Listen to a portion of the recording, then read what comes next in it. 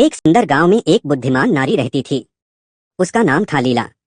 वह गांव की सभी समस्याओं का समाधान निकालती थी और लोगों की मदद करती थी। गांव के लोग उसे बहुत सम्मान देते थे। एक दिन गांव में एक प्रसिद्ध ऋषि आए। उनका नाम था आनंद। ऋषि ने गांव में शांति और प्रसन्नता देखकर लीला की प्रशंसा की।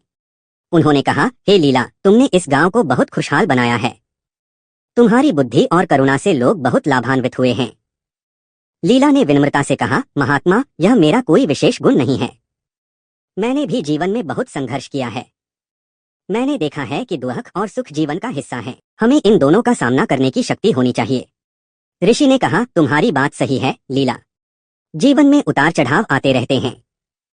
महत्वपूर्ण यह है कि हम इन परिस्थितियों से कैसे निपटते हैं। हमें धैर्य और शांति बनाए रखनी चाहिए। लीला ने पूछा, महात्मा, आप जीवन में क्या सीखे हैं? ऋषि ने मुस्कुराते हुए कहा, मैंने सीखा है कि क्रोध और लोभ मन को अंधा बना देते हैं। हमें इनसे दूर रहना चाहिए। हमें दूसरों की मदद करनी चाहिए और हमेशा सत्य का मार्ग अपनाना चाहिए। लीला ने कहा, महात्मा, आपकी बातें बहुत सार्थक हैं। मैं इन बातों को हमेशा याद रखूंगी। ऋषि ने कहा, लीला, याद रखो, ज्ञान केवल किताबों में नहीं मिलता है। यह जीवन के अनुभवों से भी सीखा जा सकता है। हर व्यक्ति के पास कुछ न कुछ। विक्रम एक प्रतिभाशाली युवक था।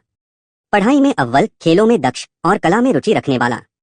लेकिन जीवन ने उसके साथ एक ऐसा खेल खेला कि वह धीरे धीरे खुद को ही भूलने लगा। सब कुछ एक दिन में ही बदल गया। एक सड़क दुर्घटना ने उसके माता पिता को छीन लिया। अकेलापन उसे घेरने लगा। घर जो कभी खुशियों का घर था, अब एक खालीपन सा लगने लगा। दोस्तों के साथ खेलने का मन नहीं करता था। पढ़ाई में मन नहीं लगता था। दुनिया से कटने लगा। दिन भर अपने कमरे में बंद रहता। खिड़की से बाहर झांकता, लेकिन दुनिया धुंधली सी दिखती। लोग आते जाते, हंसते खेलते, लेकिन उसके लिए सब कुछ बेजान सा लगता। खाने पीने में भी रुचि नहीं रही। शरीर दुर्बल होता जा रहा था। एक दिन उसके पड़ोसी ने उसे देखा। उनकी चिंता बढ़ गई। उन्होंने समझाया, विक्रम, इस तरह से जीवन व्यर्थ नहीं जाएगा। तुम्हारे माता पिता भी यही चाहते होंगे कि तुम खुश रहो। विक्रम ने सिर झुका लिया। उसे पता था कि वह गलत कर रहा है, लेकिन खुद को संभाल नहीं पा रहा था।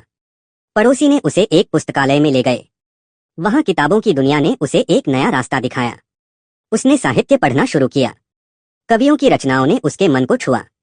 लेखकों के विचारों ने उसे सोचने पर मजबूर किया। धीरे धीरे उसे जीवन का एक नया अर्थ दिखने लगा। उसने महसूस किया कि वह अकेला नहीं है। दुनिया में भी ऐसे लोग हैं जिन्होंने दुख झेले हैं, लेकिन उन्होंने जीवन से हार नहीं मानी। उन्होंने अपने दुखों को अपनी ताकत बनाया। उसने खुद को साहित्य की दुनिया में खो दिया। लिखना शुरू किया। अपने दुखों को शब्दों में ढालने लगा। धीरे धीरे उसके अंदर एक नई ऊर्जा का संचार हुआ। उसने सोचा, मेरे माता पिता चाहते होंगे कि मैं कुछ करूं। मैं अपने जीवन को सार्थक बनाऊं। उसने एक साहित्यिक संस्था बनाई। युवाओं को लेखन के लिए प्रोत्साहित किया।